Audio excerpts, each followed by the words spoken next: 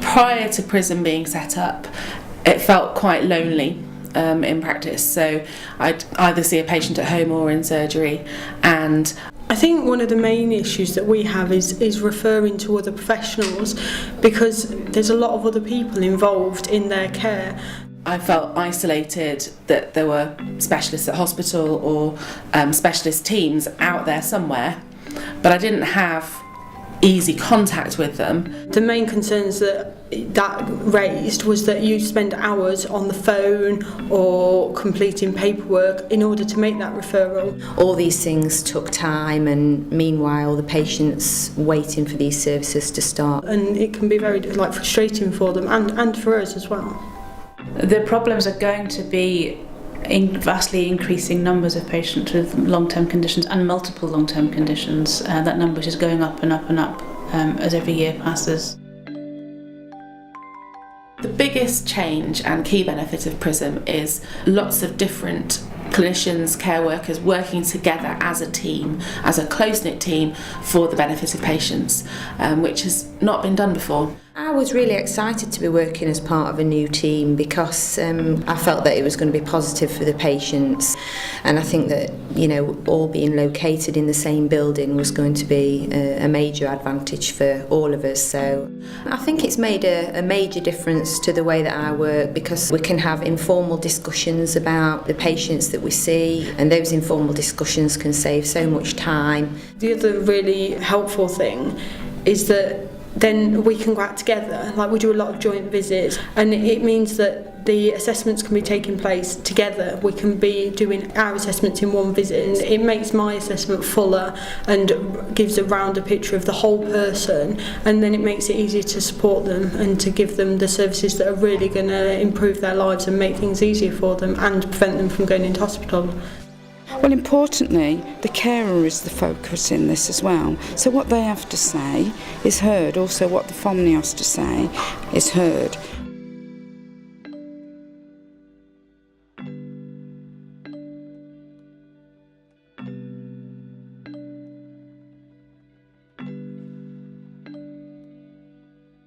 There's a real drive nationally to promote new ways of working, and one of those is in telehealth.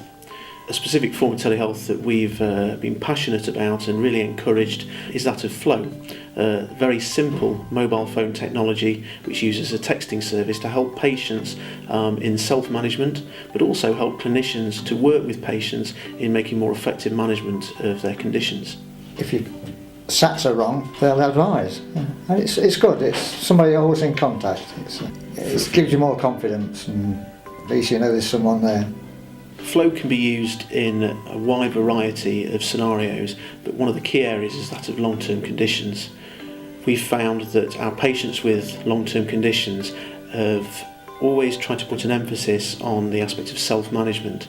They would like to take on some form of ownership of their condition.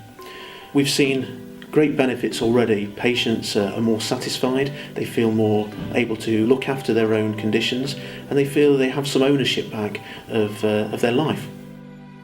I do intend keeping Flow on, and as I say, it's so easy, it works. Simple as that.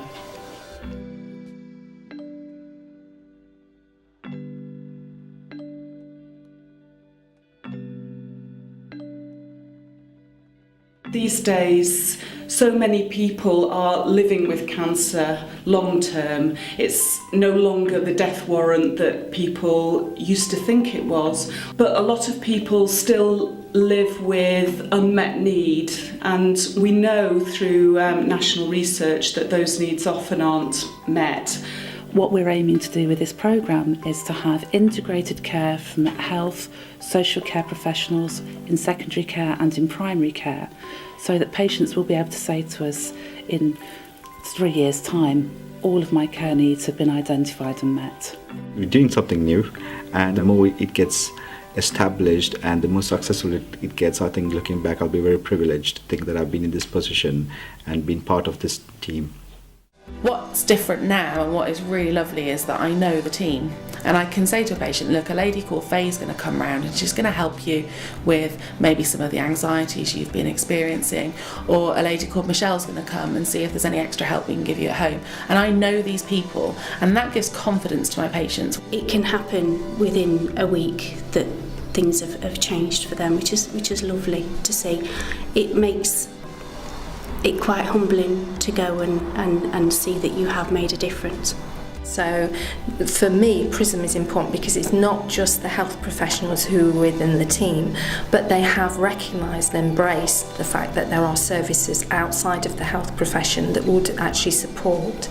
It's the holistic approach that I like. There's a lady, her name is Pam, and she's given me permission to talk about her. And she said to me that before PRISM, she felt she didn't want to bother us.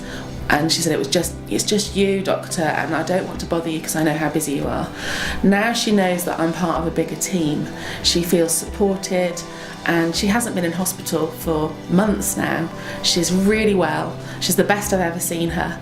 And she says that she doesn't feel afraid to ask us for help, and that's just brilliant. I think for the process to work, it doesn't work with just one party or one GP practice or one organisation. The whole point is to integrate care for patients, to pull information and resources and center them around the patient themselves, rather than around the organisations and how they want to work.